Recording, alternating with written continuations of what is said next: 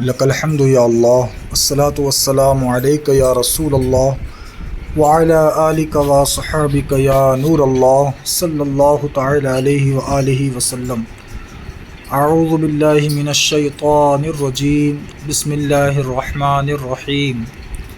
فمن حاجک فیہ من بعد ما جاءک من العلم فقل تعالوا ندعو ابناءنا وابناءکم ونساءنا ونساءکم وانفسنا وانفسکم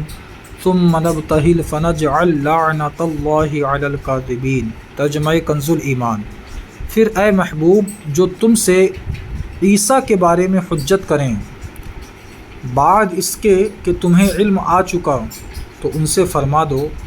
آؤ ہم تم بلائیں اپنے بیٹے اور تمہارے بیٹے، اور اپنی عورتیں اور تمہاری عورتیں، اور اپنی جانیں اور تمہاری جانیں، پھر مباہلہ کریں تو جھوٹوں پر اللہ کی لعنت ڈالیں۔ اس آیت مبارکہ میں مباہلے کا ذکر فرمایا جا رہا ہے۔ سب سے پہلے اس کا معنی سمجھ لیں۔ مباہلہ کا عمومی مفہوم یہ ہے کہ دو مد مقابل افراد آپس میں یوں دعا کریں کہ اگر تم حق پر اور میں باطل ہوں تو اللہ تعالیٰ مجھے ہلاک کرے، اور اگر میں حق پر اور تم باطل پر ہو تو اللہ تعالیٰ تجھے ہلاک کرے، پھر یہی بات دوسرا فریق بھی کہے۔ اب یہ آیت مبارکہ کب نازل ہوئی، اس کی غرض و غایت کیا ہے، کس وجہ سے نازل ہوئی، ملاحظہ فرمائیں۔ جس وقت سرکار دو عالم صلی اللہ تعالیٰ علیہ وسلم نے نجران کے عیسائیوں کو یہ آیت پڑھ کر سنائی اور مباہلہ کی دعوت دی تو کہنے لگے کہ ہم غور اور مشورہ کر لیں، کل آپ کو جواب دیں گے۔ جب وہ جمع ہوئے تو انہوں نے اپنے سب سے بڑے عالم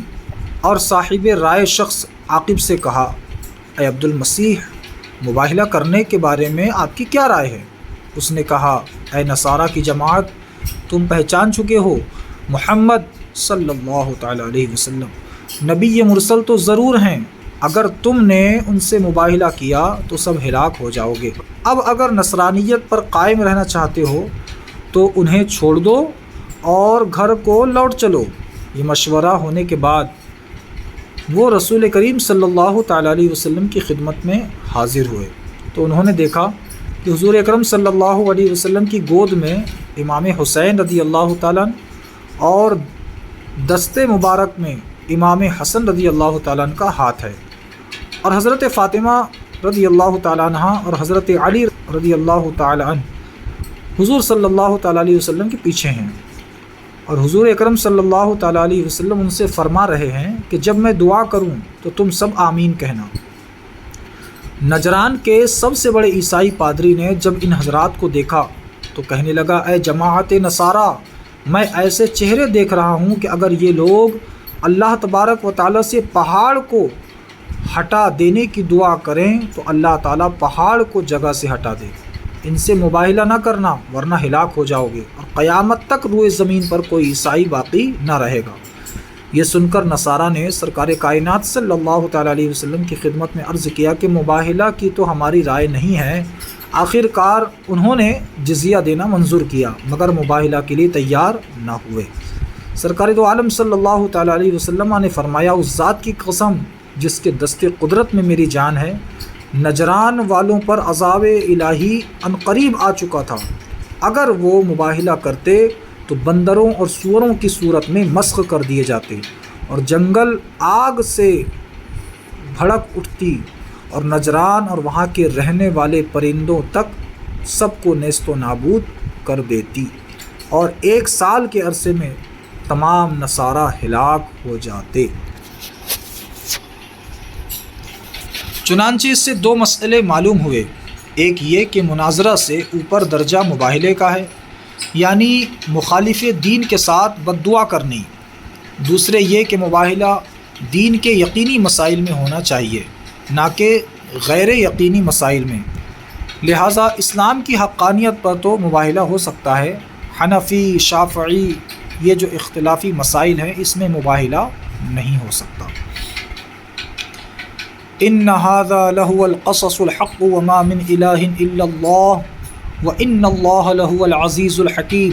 فان تولوا فان اللہ علیم بالمفسدین۔ ترجمہ کنز الایمان۔ یہی بے شک سچا بیان ہے اور اللہ کے سوا کوئی معبود نہیں، اور بے شک اللہ ہی غالب ہے حکمت والا، پھر اگر وہ منہ پھیریں تو اللہ فسادیوں کو جانتا ہے۔ اب یہاں پر اللہ تبارک و تعالیٰ نے حضرت عیسیٰ علیہ نبینا علیہ الصلاۃ والسلام کے تعلق سے فرمایا کہ وہ اللہ کے بندے اور اس کے رسول ہیں، اور اللہ کے سوا کوئی معبود نہیں۔ اس میں نصارہ کا بھی رد ہے اور تمام مشرکین کا بھی رد فرمایا گیا ہے۔ عزیزان ملت اسلامیہ، خلاصہ کلام یہ ہے کہ اللہ تبارک و تعالیٰ نے اپنے پیارے محبوب صلی اللہ تعالیٰ علیہ وسلم کو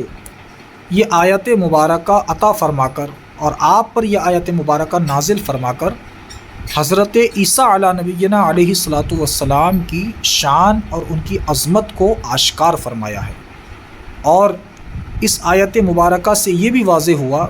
کہ آقا کریم صلی اللہ علیہ وسلم کی دعا اور آپ کے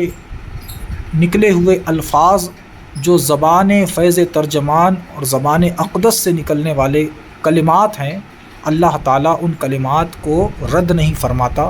بلکہ حضور علیہ الصلاۃ والسلام کی دعا تو کجا حضور علیہ الصلاۃ والسلام اگر اپنے قلب مبارکہ میں اگر کسی چیز کے تعلق سے آپ صرف خیال لا لیں تو اللہ تعالیٰ اس خیال کو بھی پورا فرما دیا کرتا ہے۔ بعض آیتوں میں جیسے تحویل قبلہ کے تعلق سے ہے، اور بھی دیگر آیتیں اس بات کی طرف شاہد ہیں، احادیث کریمہ ثابت ہیں۔ تو پتہ یہ چلا کہ اللہ کے رسول صلی اللہ تعالیٰ علیہ وسلم نے اگر وہاں دعا فرما دی ہوتی، بد دعا کر دی ہوتی، تو یقیناً تمام کے تمام نصارہ ہلاک و برباد ہو جاتے۔ بہرحال اللہ تبارک و تعالی ہمیں نبی کریم صلی اللہ علیہ وسلم کے صدقے و توسل میں قرآن عظیم کے نور سے ہم سب کو مستفیض فرمائے۔ حضور پاک کے صدقے میں اللہ تعالی انبیاء و مرسلین کے تعلق سے قرآن اور حدیث کے عقائد کے مطابق ہمیں ایسے ہی عقائد رکھنے کی توفیق نصیب فرمائے۔ آمین بجاہ النبی الامین صلی اللہ تعالی علیہ وآلہ